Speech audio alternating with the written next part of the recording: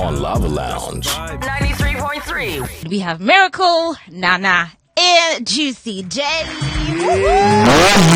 Go. This is really, really good to see you guys, definitely. Miracle, how you doing? How you doing, baby girl? I'm all right. All right, Good to talk see to you. me. First off, I saw you and Juicy partying last night. I'm like, you guys have media rounds today. Yo, we here though. Listen, it must happen. It must must happen. Tandem. Tandungatandi. So when do you guys wrap up the night out? What time? Sacrifices had to be made. Yeah, definitely. So you're not hungover, nothing like that. Me, no, I'm good. I went to bed early. What is hangover? What is that? What is that? Okay, so let me start with Juicy. Nana, what's up? How Talk are you? to me.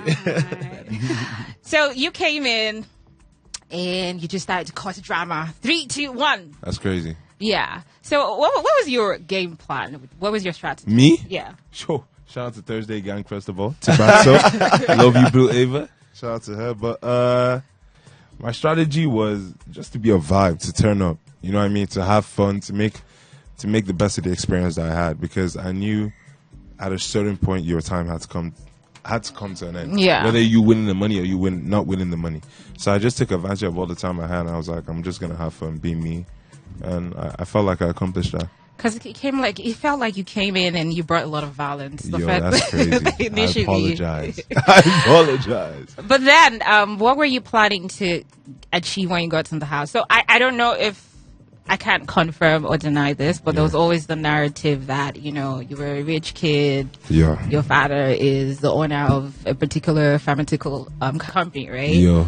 But I'm not asking you to confirm that. I'm asking because, of course, the question is now, okay, why is in Big Brother Titans? Yeah. Like, you have money in code. Yeah. So what were you going there to achieve? Okay, so me, the main thing I was going to achieve was, first of all, I studied finance and theater arts. Okay. And from Syracuse Oh, nice. University, then UNC, North Carolina. And the truth of the matter is, I wanted to showcase my talent. So that's why I was so passionate in the wager test. I was so passionate when it came to presenting competitions. I just wanted to showcase that side of myself, which is entertainment, acting, hosting, little directing, but that's Black Boy's world. But like just being creative, showing the creative side of me, and that's why honestly, and I'm more than grateful that I accomplished that. Definitely. You definitely stood out during the presentations. Definitely going to give you that. Appreciate that. But then coming from being a pharmacist, right? And Yeah. now you want to go into entertainment. Yeah. Are you going to dump that? Are you going to feel No, bad? the What are you gonna do? the family business is always going to be a part of me, because we have to keep that ship rolling. But at the same time, I have siblings and I have family members who are more than capable. Like my older brother, he was just with me. That's one of the wisest people I know. And like whatever judgment he sees in the family business, I'll definitely go with him because I trust him. But this one is like my own personal journey that I'm starting, and I'm looking forward to doing. I think you did pretty well. Thank you so much. I Now, appreciate something that. you did pretty well was try to trigger. Of course, everybody has to ask you the question. Yo. Try to trigger Yemi a whole lot.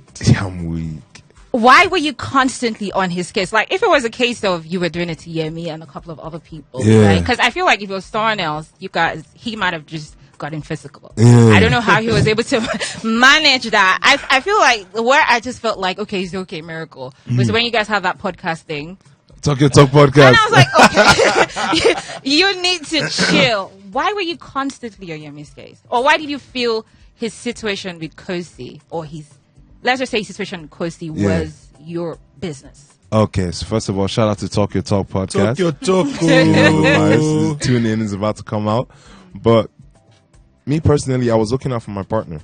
That's my partner. At the But end of the day. I know she told you severally, like, she wasn't going to leave him. No. That's okay. For example, now it's not about even her leaving him or staying with him. It's a matter of, are you good for the game? Are you good for the task? Because I don't need your head to be down in so time. I don't need you to be feeling demotivated so time. I don't need your energies to be low so time, because if it's low, it's going to affect my performance. It's going to affect my work ethic. It's going to affect my competitive side. Yeah. So I needed her spirits to be up as much as every person here got their partner spirits up when it was down, because at the same time, their game is my game. So you like, needed her to be in a good headspace yeah, by exactly. attacking Yemi. Exactly. That why, especially. But did you watching also the house. ever think that was Yemi's game plan? And to be honest, he was working for him on the outside until he switched the game plan and everything went south. I honestly do not know. So did you ever think you were trying to curb someone on their strategy or something? If this is the thing I always say, if what I did affected your strategy, that means your strategy wasn't good. Because if your tactical game person... No, but how do you say it's not good if it was working for him on the outside? I mean, you said it stopped working because he switched up. Yeah, because people loved him for the playboy that he was. Exactly. And I didn't have nothing. I didn't tell him to stop being a playboy. I didn't.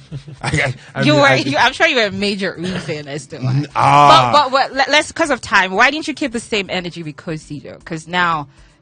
not even now, before you left, she was also doing the whole thing with Tabang. Yeah. So you were attacking Yemi for the same thing Kosi was doing, but you didn't say anything. I had a conversation with her. I literally told her, like, even...